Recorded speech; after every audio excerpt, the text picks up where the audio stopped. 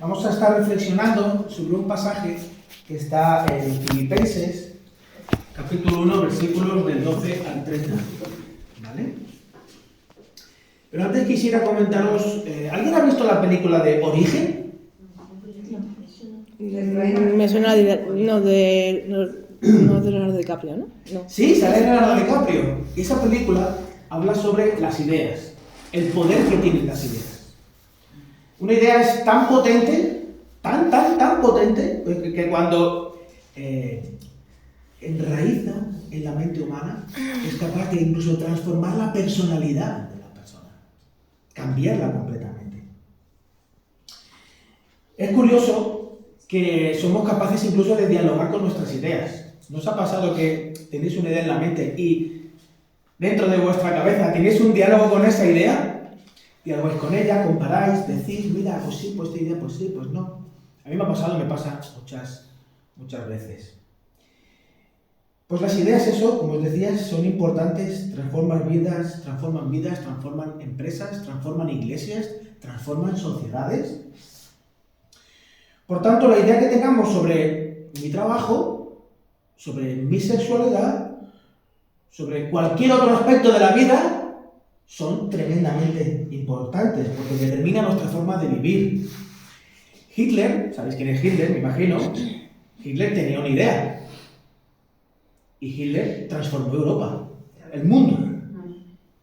¿Vale? Y también la Madre Teresa de Calcuta tenía otra idea. Y también transformó, pues, Calcuta donde ella servía a Dios. Las ideas transforman el mundo. Pues con esto en mente, vamos a leer el texto, ¿vale?, de Filipenses, capítulo 1, versículos del 12 al 30. Parecen muchos, pero es una lectura amena y ligera, porque esta carta de Pablo a los Filipenses, versículos del 12 al 30. Capítulo 1. Filipenses, capítulo 1, versículos del 12 al 30. ¿Alguien quiere leer del 12 al 20, por favor? Quiero que sepáis, hermanos, que las cosas que me han sucedido han redundado más bien para el progreso del Evangelio. De tal manera que mis prisiones se han hecho patentes en Cristo, en todo el pretorio y a todos los demás. Y la mayoría de los hermanos, cobrando ánimo en el Señor con mis prisiones, se atreven mucho más a hablar la palabra sin temor. Algunos, a la verdad, predican a Cristo por envidia y contienda, pero otros de buena voluntad. Los unos anuncian a Cristo por contención, no sinceramente, pensando añadir aflicción a mis prisiones. Pero los otros por amor, sabiendo que estoy puesto para la defensa del Evangelio. ¿Qué pues? Que no obstante, de todas las maneras, o por pretexto o por verdad, Cristo es anunciado, y en esto me gozo, y me gozaré aún. Porque sé que por vuestra oración y la suministración del Espíritu de Jesucristo, esto resultará en mi liberación, conforme a mi anhelo y esperanza de que en nada seré avergonzado. Antes bien con toda confianza, como siempre, ahora también seré magnificado Cristo en mi cuerpo, o por vida o por muerte. ¿Alguien otro puede continuar del 21 al 26? Porque para mí el vivir es Cristo y el morir es ganancia. Mas si el vivir en la carne resulta para mí en beneficio de la obra, no sé entonces qué escoger. Porque de ambas cosas estoy puesto en estrecho, teniendo deseo de partir y estar con Cristo, lo cual es muchísimo mejor. Pero quedar en la carne es más necesario por causa de vosotros. Y confiando en esto, sé que quedaré, que aún permaneceré con todos vosotros, para vuestro provecho y gozo de la fe, para que abunde vuestra gloria de mí en Cristo Jesús, por mi presencia otra vez entre vosotros. Solamente que os comportéis como es digno del Evangelio de Cristo, para que, o sea que vaya a veros, o que esté ausente, oiga de vosotros que estáis firmes en un mismo espíritu, combatiendo unánimes por la fe del Evangelio, y en nada intimidados por los que se oponen, que para ellos ciertamente es indicio de perdición, mas para vosotros de salvación, y esto de Dios. Porque a vosotros os es concedido a causa de Cristo, no solo que creáis en Él, sino también que padezcáis por Él, teniendo el mismo conflicto que habéis visto en mí y ahora oís que hay en mí. Amén. Bien, gracias. Si tuviésemos tiempo y nos tomásemos la molestia de leer toda la carta de una vez, se tardan 15 minutos. Yo lo he leído en voz alta, además, y se tarda 15-16 minutos, además sin correr, despacito, dándote tiempo a saborear las palabras, se tarda 15-16 minutos. Y en esta carta, vamos a ver un poquito hoy, Pablo derrocha cariño por la iglesia de Filipo. Y derrocha cariño por la iglesia de Filipo. ¿Dónde escribe Pablo esta carta? Pues Pablo estaba en Roma, lo dice el propio texto, yo simplemente os pongo un poquito el contexto.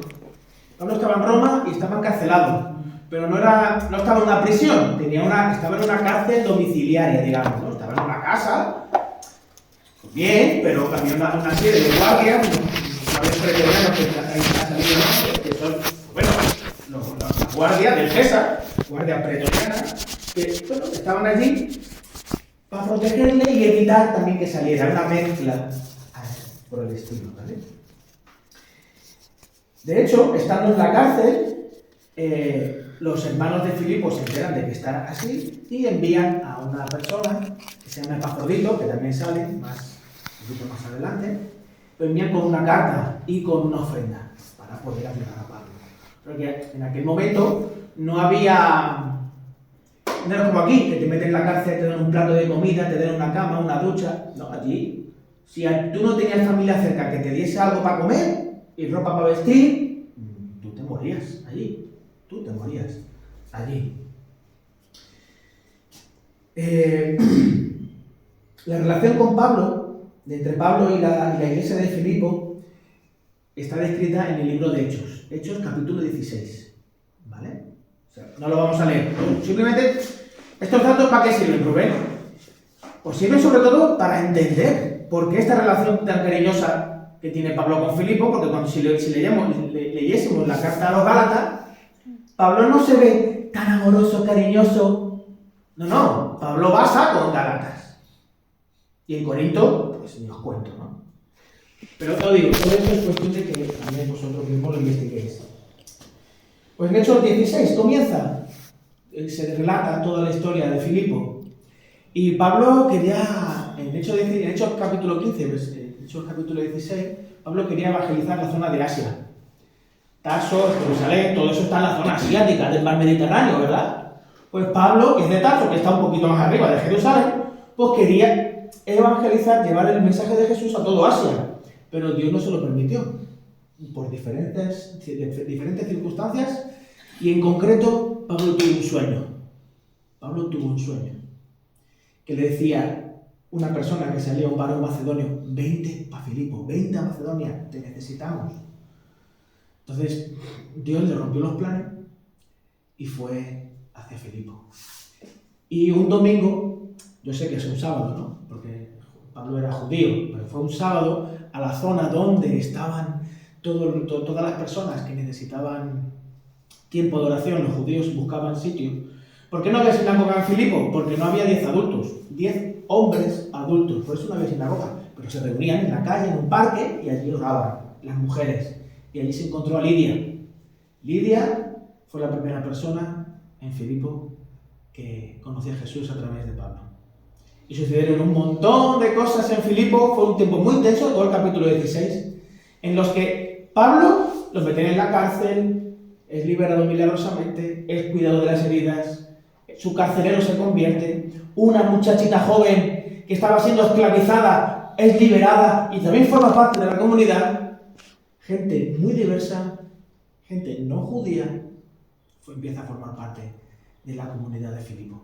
Una experiencia que yo me pongo en el pellejo de Pablo, los lazos afectivos que tendría que tener Pablo con esa iglesia, fundada ya, no solo fundada por él, sino que las propias personas a las que él le había predicado el Evangelio le habían estado cuidando porque en la cárcel le habían dado una serie de latigazos. Él se sintió como en casa en Filipo y eso lo muestra en la carta.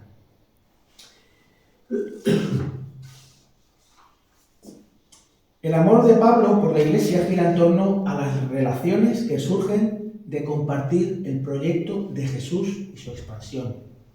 De ahí surge el amor de Pablo por la iglesia. La sección de la carta, como os decía, sobre la que vamos a reflexionar, responde a una pregunta. La pregunta que la carta de Epafrodito le llevó a Pablo. Pablo, sabemos que estás encarcelado. Cuéntanos, ¿cómo estás? ¿Cómo estás, Pablo? Estamos preocupados por ti. Bueno, estamos en realidad preocupados por todos, porque Silas estaba con él. Lucas también estaba con él, aunque no aparece en el relato, porque Lucas es el que escribe el libro de Hechos y pone muchísimos detalles que es imposible de saber si tú no estás allí viviendo esa situación. ¿Cómo están las cosas?, le preguntan los hermanos a través de Epafrodito. ¿Cómo va el ministerio? ¿Cómo va el trabajo allí? ¿Cómo estáis? La respuesta de Pablo podría ser algo así como, he hecho una versión mía tal como yo me lo imaginaba, ¿vale? Hermanos, estamos bien. En realidad lo que me ha pasado, estoy en la cárcel, lo he pasado mal, pero no es una gran carga para mí. Gracias a Dios, a pesar de que estoy preso, la palabra de Dios no está presa. Y todo está redundando en el avance del Evangelio.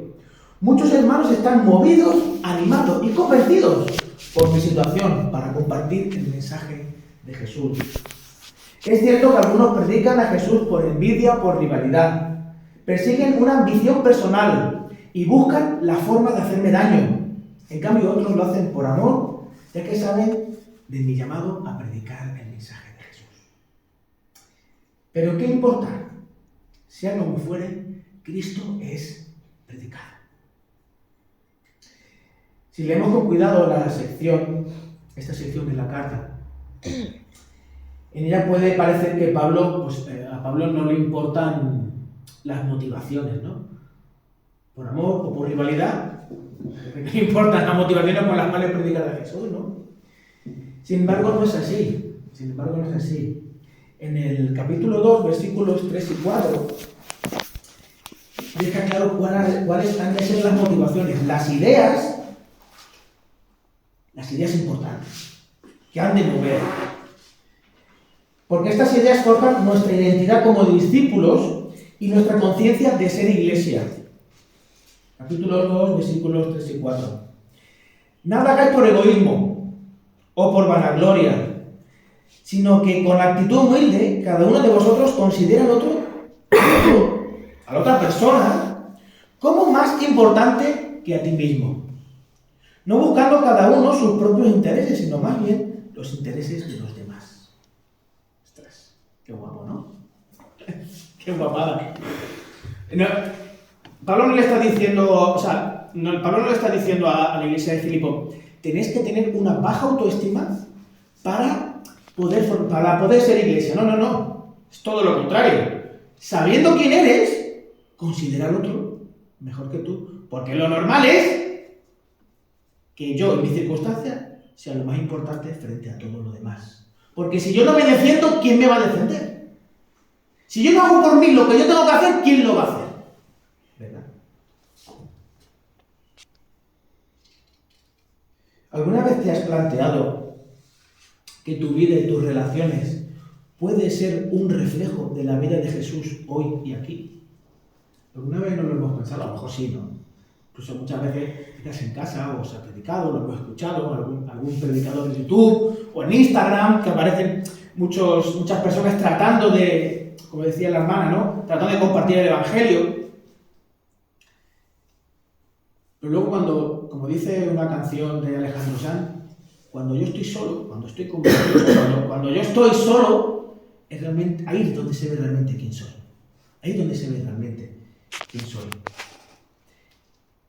En tu vida y tus relaciones pueden ser un reflejo de la vida de Jesús hoy aquí. Según Pablo, sí. Y yo le pregunté a Pablo, y yo, Pablo, ¿y esto cómo puede ser? ¿Esto cómo puede ser hoy aquí mostrar la vida de Jesús? Pues la verdad es que Pablo trata de enfocar a los hermanos a una verdad más amplia y completa que lo que realmente se puede ver con los ojos, a primera vista, ¿no? ¿Y qué es lo que los ojos de los filipenses ven?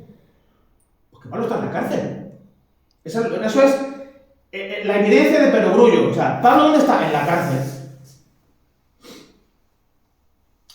Un líder como Pablo, una persona responsable, ¿verdad? Un diácono como este, un pastor, un encargado de una empresa, un amigo, un padre, una madre, con lo bien que se comportan, con lo bien que hacen las cosas y están pasando por esta situación. Pues no importa el lugar que ocupes o la situación por la que estés, sea lo que sea que estás viviendo, una de las mayores ocupaciones que una persona tiene, que tiene, sobre todo cuando tiene personas a las que tiene que cuidar, a las que tiene que ayudar, a las que tiene que capacitar, a las que tiene que cuidar, es ayudarla a tener una visión más amplia de los problemas. Y con esto no digo de tener una visión optimista de la vida, centrada en los recursos personales o grupales. No pasa nada, tranquilo. Dentro de ti está la fuerza para poder salir adelante. En la iglesia, en este grupo, en la empresa, en nuestro equipo de fútbol, tenemos todo lo necesario para salir adelante. No os preocupéis, todo va a salir bien. Muchas veces se dice eso. Venga, tira para adelante que todo va a salir bien. ¿Y por qué? ¿Por qué va a salir bien? Porque podemos, ¿no? Sin embargo, Pablo de lo que habla es de una certeza asentada en una idea. Una idea. Y una idea no centrada en ti y en tus capacidades. Porque si estás en la cárcel, ¿qué capacidad tienes, chacho? Una idea, una experiencia, una pasión fundamental implantada en la vida de Pablo desde aquel encuentro con el resucitado en el camino de Damasco. Versículo 21. Pues para mí el vivir es Cristo y el morir es ganancia. Para mí el vivir es Cristo y el morir es ganancia. En ocasiones nos hacemos una idea distinta de la realidad. Disfrazamos la realidad. De hecho, las redes sociales muchas veces, con el filtro de belleza, cuando en el Instagram, sobre todo, ese filtro de belleza, nos hace ver una realidad que no es verdad. Nos echamos fotos y con el filtro, y yo me veo la foto y digo, yo no soy ese. Yo no soy ese. Yo no soy ese, pero hay estudios hechos sobre todo, iba a decir la juventud, pero yo creo que todos somos víctimas de esto, ¿no? De que tratamos de ser eso que nos proyecta las redes sociales, ¿verdad? De hecho hay personas que se están operando la cara para que su cara se parezca a la que aparece en Instagram con el filtro de belleza. No, pero es verdad, ¿sabes? Yo estoy diciendo algo que es estadística, no es algo que yo me estoy inventando. Estadística. Pues sí, nos hacemos una idea distinta de la realidad. Pensamos que las cosas deberían ser de una manera diferente de lo que son. Cuando dialogamos con nuestras ideas, en ocasiones son ideas centradas en reproches, en quejas y en heridas. Y cuanto más ahondamos, más dialogamos con esas ideas, pues más nos envenenan. Por ejemplo, ideas como lo he dado todo por mi hijo o por mi hija, por mi trabajo, por mi iglesia, por el Señor, y mira cómo estoy. Aún no he recibido lo que otros consiguen fácilmente. ¿Por qué la gente no me da las gracias? No me invita a su casa. No se divierte conmigo. No me agasaja. Y sin embargo, prestan atención a cualquier otro tonto que venga. Y surge el resentimiento. El resentimiento. ¿Y qué es el resentimiento? Resentir. Resentir.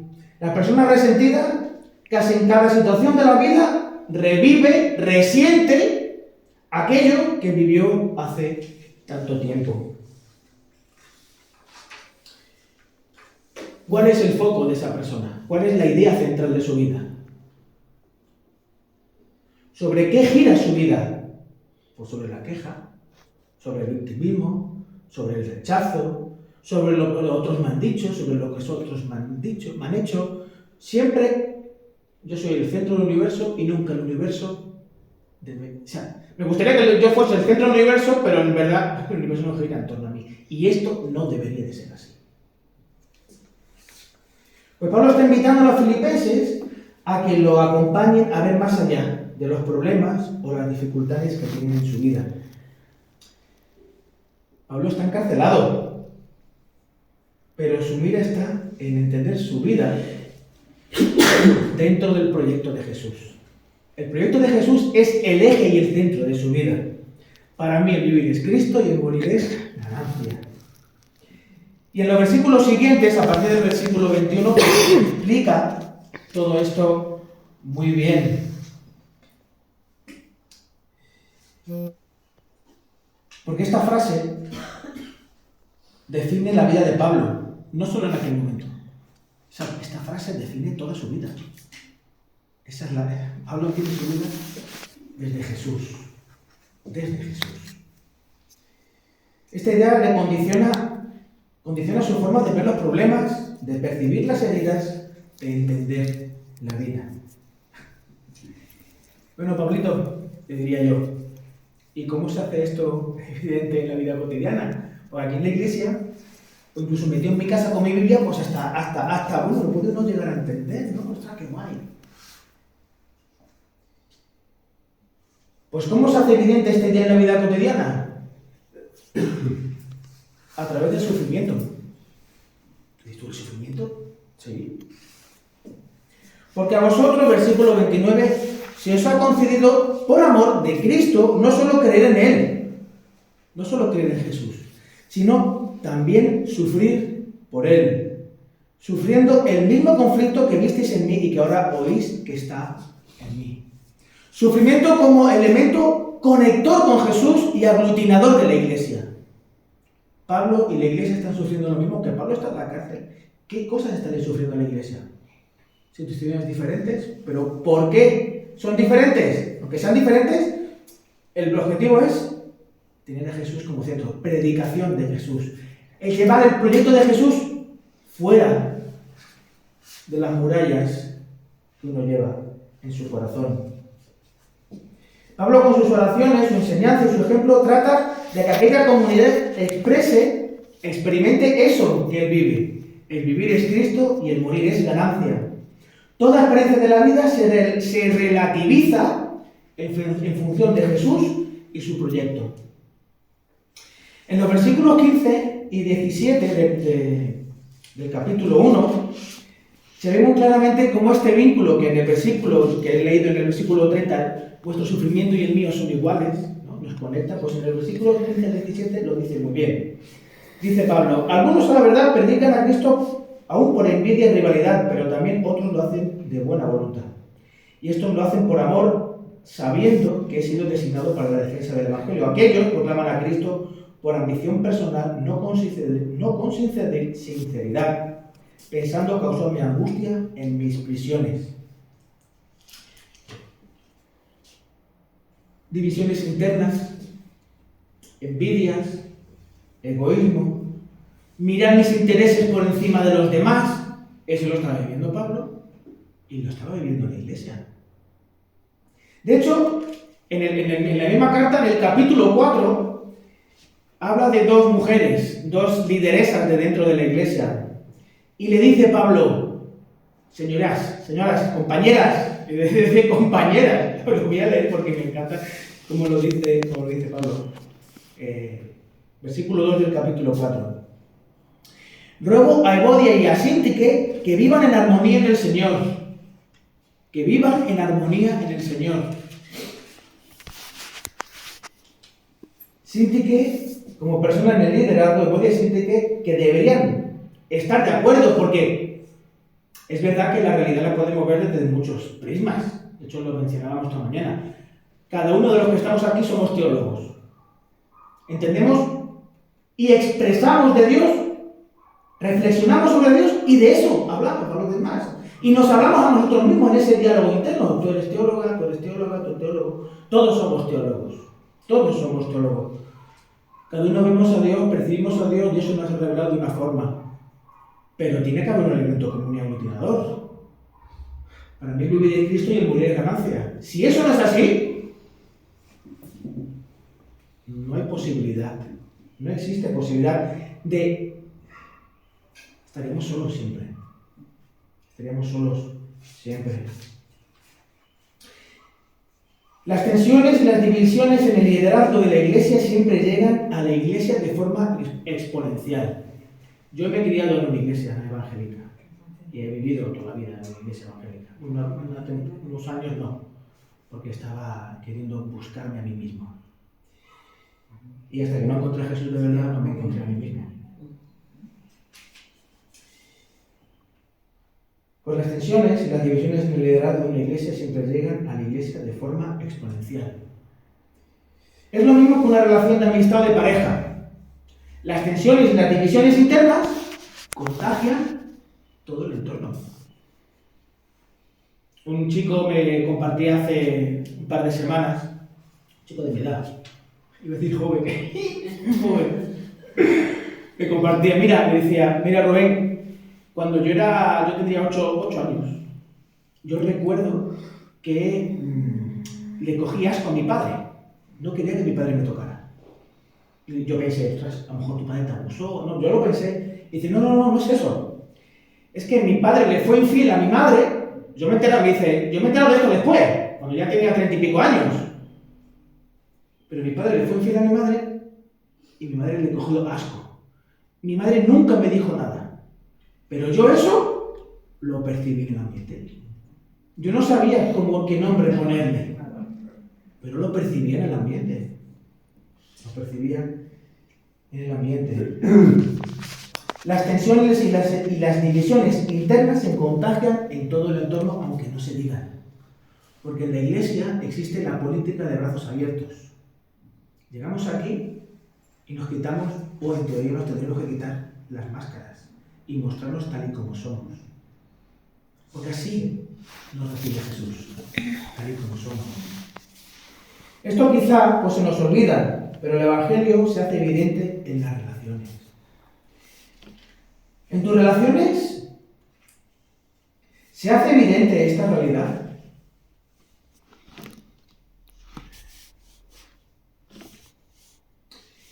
El liderazgo de la iglesia, los que están llamados a cuidarla y potenciarla, han de cuidar de la unidad. ¿No? Eso yo siempre lo escucho de chiquitito. Hay que cuidarla, tenemos que hacer cosas para que la iglesia esté unida. ¿No? Sin embargo, ahora de mayor, me di cuenta, aparte de estudiar y leer la palabra, me he dado cuenta que la unidad es algo que hay que cuidar. No es el objetivo. No es el objetivo de la iglesia. El objetivo de la iglesia no es estar unidos. Porque ya estamos unidos. Ya estamos unidos. Tenemos un mismo Padre, tenemos un mismo bautismo, tenemos un mismo Espíritu, un mismo Evangelio. Ya estamos unidos, la unidad es un regalo que Cristo nos da. ¿Cuál es la labor de la iglesia, del liderazgo de la iglesia? Cuidar de esa unidad. Y muchas veces se confunde el medio con el fin. La unidad es una herramienta, ¿para qué? Para compartir el Evangelio con los demás. Porque Cristo no está desunido. Cristo es la evidencia física de la unidad de Dios, el Espíritu y su Hijo. Porque a Dios nadie lo ha visto, solamente lo ha visto el Hijo, y quien haya visto al Hijo ha visto al Padre. Eso lo dice claramente el Evangelio. Entonces, Rubén, ¿cuál es la idea que ha de estar en la mente de los líderes y por ende de la Iglesia? Versículo 18. Entonces, ¿qué? Del capítulo 1.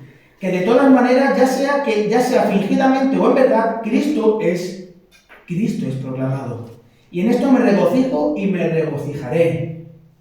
Lo importante es que Cristo ha de ser predicado.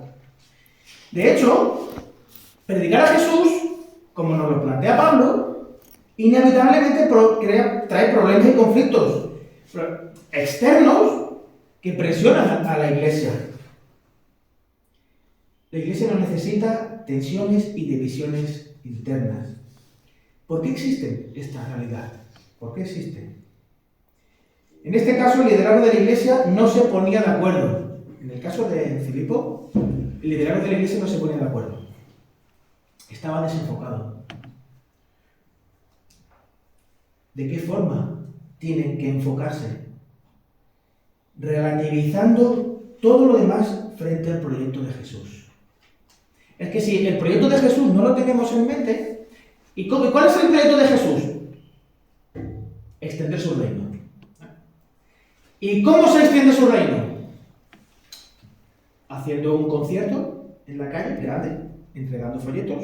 Por lo menos eso es lo que a mí me han enseñado siempre. Repartiendo folletos, una literatura, haciendo un concierto en la calle y que alguien pues dé un testimonio, diga unas palabras. Muy bien. ¿Sí? Puede ser. ¿Dónde dice Jesús que esa es la forma? Por ejemplo, ¿dónde dice el Señor que sí es como hay que hacerlo? En ningún lado, ¿no? Yo no lo he encontrado. No dice que se haga así, tenga que hacer así, ¿no? ¿Es posible que Bodi y Sinti que estuviesen discutiendo por cómo más que en el qué? Porque estamos enfocados en el qué. Yo me alegro de que hayan 2 o 3 personas de la iglesia que salgan a repartir folletos. También me alegro muchísimo de que haya otras 2 o 3 personas que abran su casa para recibir a personas y darles de comer. También me alegro de que haya un par de personas que se hayan ido a formarse teológicamente para luego volver y dedicarse. ¿Por qué? Porque ¿cuál es el objetivo de la iglesia? Predicar de Jesús. Predicar de Jesús. ¿De qué forma han de enfocarse? Relativizando todo lo demás frente al proyecto de Jesús. Solo os pido que os mantengáis firmes, dice Pablo en los versículos del versículo 27 al 30. Solamente comportaos de una forma digna del Evangelio de Cristo, de modo que ya sea que vaya a veros o que permanezca en él, pueda oír que vosotros estáis firmes en un mismo espíritu, luchando unánimes por la fe del Evangelio. De ninguna manera amedrentados por vuestros adversarios, los de fuera y quizás los de dentro, lo cual es señal de perdición para ellos, pero de salvación para vosotros, y esto de Dios. Solo os pido que os mantengáis firmes y unidos bajo el proyecto de Jesús, mostrando en vuestras relaciones las verdaderas señales del Señor Jesús, porque el sufrimiento que estáis experimentando es una evidencia de que no solo creéis en Él, sino que sufrís también con Él. Estáis sufriendo lo mismo que yo estoy sufriendo. Pablo hace aquí un baile de identidades donde el sufrimiento de Cristo es el eje sobre el cual gira todos los sufrimientos de cada uno de los que están aquí en la carta. Pablo en su vida trata en todo momento de seguir los pasos de Jesús. Los pasos del Señor. Imitarle. Perpetuar su legado a través del proceso de discipulado. Esto es algo que a mí me da muchas vueltas en la cabeza. El discipulado no es un curso de formación bíblica. Coger a una persona, sentarla contigo de 3, 4 semanas, 2 meses, darle una formación bíblica básica y después darle un remojón en el agua. el bautismo, ¿no? El discipulado es la transmisión de un legado, de una vida que se entiende dentro del cuerpo de Jesús. ¿Cuándo fue la última vez que entregaste tu tiempo, no tu dinero? Por poco que tengamos, siempre pasta hay. Lo que realmente se nos va es el tiempo. El tiempo es eso que tenemos y se nos va de las manos. Se nos va de las manos. ¿Cuándo fue la última vez que entregaste tu tiempo con alguien compartiendo tu vida centrada en Dios? ¿Cuándo fue la última vez? El Evangelio son relaciones que orbitan en torno a Jesús. Y el discipulado, tal y como lo plantea Jesús y también lo plantea Pablo, es la representación práctica de esa verdad. Entre Pablo y los filipenses había un vínculo que los llevaba a sufrir juntos, a colaborar juntos, a orar los unos por los otros, para que Cristo sea cada vez más predicado. Este ratito que hemos tenido el culto de orar los unos por los otros está genial. Es una representación pública de una realidad que nosotros posiblemente tenemos en casa. Pero ¿cuándo fue la última vez que invitaste a alguien a tu casa a orar con él, compartir la palabra con él?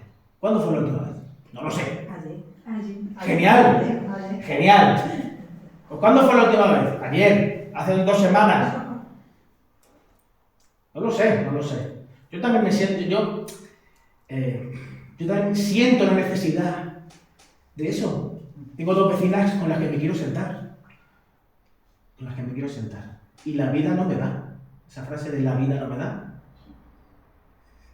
Pues habrá cosas que tengo que dejar de hacer. Hay cosas que tengo que dejar de hacer. Para centrarme en hablar de Jesús con las personas que lo necesitan. Eso es algo que me come por dentro.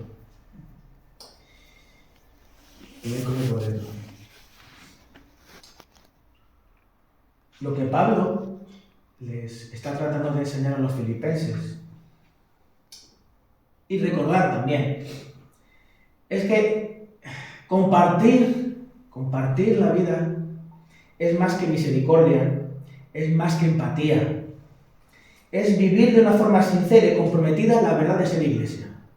Porque la iglesia, cuando hoy terminemos y se cierre la puerta, la iglesia no cierra las puertas. La iglesia no cierra. La iglesia abre sus brazos para que las personas que no conocen a Jesús lo conozcan. ¿Y cómo se hace iglesia, Rubén? ¿Cómo se hace iglesia? Capítulo 2, versículos del 5 al 11. Haya pues en vosotros esta actitud que hubo también en Cristo Jesús, el cual, aunque existía en forma de Dios, no consideró el ser igual a Dios como algo a que aferrarse, sino que se despojó a sí mismo, tomando forma de siervo, haciéndose semejante a los hombres, y hallándose en forma de hombre, se humilló a sí mismo, haciéndose obediente hasta la muerte, y muerte de cruz. Por lo cual Dios también lo exaltó hasta lo sumo y le confirió el nombre que es sobre todo nombre, para que al nombre de Jesús se doble toda rodilla de los que están en el cielo y en la tierra y debajo de la tierra. Amén. Y toda lengua confiese que Jesús es el Señor, para la gloria de Dios. Amén. Pues si estamos sufriendo por cuidar de la unidad de la iglesia, recordar, no es un fin, es un medio. Cristo cuida de la unidad de su iglesia. Nosotros solo tenemos que vivirla. Si estamos sufriendo por predicar a Jesús, si estamos sufriendo por estar enamorados o deslumbrados por su belleza, por lo extraordinario de su amor y misericordia, estamos bien. Entonces, estamos bien. Si estamos sufriendo porque yo me estoy peleando con... ¿Cómo te llamas? Jorge. Con Jorge, porque las gafas de Jorge son más bonitas que las mías, vamos mal. Aunque yo me sienta mal, angustiado, afligido y llorando. O sea, eso es basura. Pues si estamos sufriendo por esto, pues estamos bien. Sigamos adelante, no nos dejemos amedrentar, como dice Pablo a los filipenses. Sigamos adelante puestos los ojos en Jesús, el autor y consumador de la fe, que nos vuelva a ser sal y luz allí donde nos encontramos. Las ideas transforman el mundo, las ideas transforman personas. Jesús quiere transformar nuestras vidas y transformar nuestras relaciones. Rubén, ¿tú qué vas a saber? Estás recién llegado a esto, al negocio este de ser pastor, ¿no? ¿Tú qué vas a saber? Y es verdad, yo acabo de llegar. Hay hermanos mayores, tanto aquí como en mi iglesia, que me pueden dar lecciones. Que me pueden dar lecciones. Pero una de las cosas con las que no puedo es conformarme. Yo no me quiero conformar. No me da la gana, no quiero. No soy perfecto, ninguno de los que estamos aquí lo somos, pero Jesús ha apostado por nosotros. Dios ha apostado por nosotros. Eso algo significa, ¿no? Algo significa. La vida en torno a Jesús no hace que los problemas desaparezcan. Solo hace que se pongan en otro plano. Ya no son el foco, aunque me duele. Hay personas enfermas que están en el hospital. Es verdad, esa situación es real. Eso no desaparece.